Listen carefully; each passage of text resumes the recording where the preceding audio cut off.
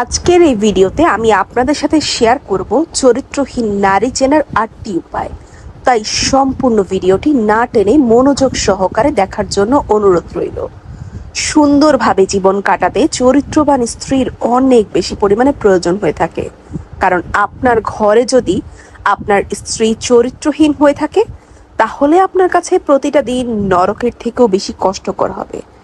আর আপনার স্ত্রী যদি চরিত্রবান হয় তাহলে আপনার কাছে প্রতিটা দিন স্বর্গীয় সুখ অনুভব করতে পারবেন।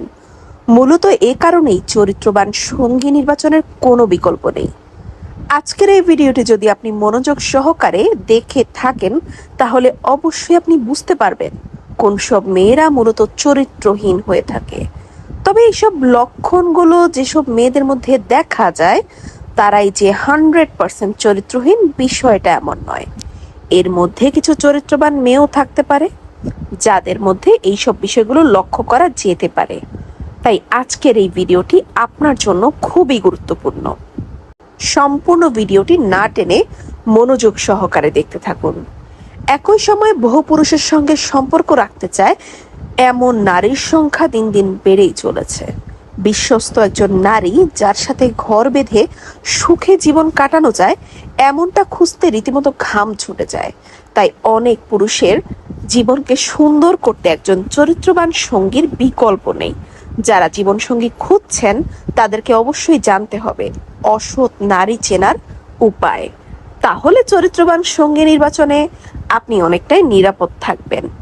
চলুন জানা যাক অসৎ নারী চেনার 8টি উপায়। নাম্বার 1, লজ্জাই নারীর ভূষণ। কিন্তু অসৎ নারী আপাত ভদ্র হলেও তাদের মধ্যে নির্লজ্জ হাবভাব প্রকাশ পায়। পুরুষের চোখের দিকে এমন ভাবে চেয়ে থাকে যেন তার ভিতরটা পড়ে ফেলছে।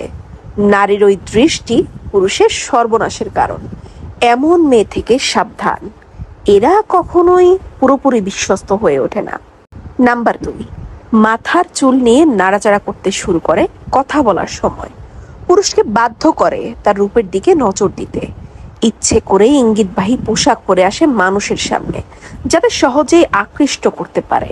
নাম্বার 3, কিছু নারী পুরুষের সঙ্গে বন্ধুত্ব করে প্রথমে, তারপর তার বাড়ির ব্যাপারে খোঁজ নিতে থাকে।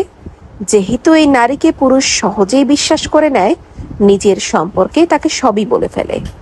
এমন নারী কিন্তু পুরুষকে ফাঁদে ফেলতে উস্তাদ। নানাভাবে বিশ্বাস অর্জন করে ব্ল্যাকমেল করতেও পিছপা হয় না। এসব অসৎ নারী থেকে দূরে থাকতে হবে। নাম্বার 4, নানা ছুতোয় কথা বলার সুযোগ খোঁজে এই নারী। এড়িয়ে গেলে বাড়ি চলে আসে, যেহেতু ততদিনে বাড়ির লোকের সঙ্গে সদ্ভাব করে নেয়, তাই বাড়ির লোকের নজরেও সে বিশ্বাসযোগ্য। নাম্বার 5, বারংবার দেখা করার ফাঁক খোঁজে। সেই দেখা হওয়া কিন্তু একান্তে, অন্য কাউকে ডাকে না তখন। নাম্বার 6, মাঝরাতে মেসেজ করে, রাত 1টা-2টার সময় খামোখা মেসেজ পাঠাতে থাকে। নাম্বার 7, যেসব নারী মদ্যপানে আসক্ত তাদের থেকে দূরে থাকুন, কারণ নেশা এদের সততাকে বিনষ্ট করে দেয়, সাথে চরিত্র ও কুমারিত্বও হারায়। নাম্বার 8, অসৎ নারী নানা উছিলায় যৌনতাকে নিয়ে আসে আলোচনার মধ্যে। পুরুষকে যৌনভাবে উত্তেজিত করার চেষ্টা করে। সেই উত্তেজনার বশে পুরুষ যদি মাত্রাতিরিক্ত কিছু করেও ফেলে, বিপদ কিন্তু পুরুষেরই।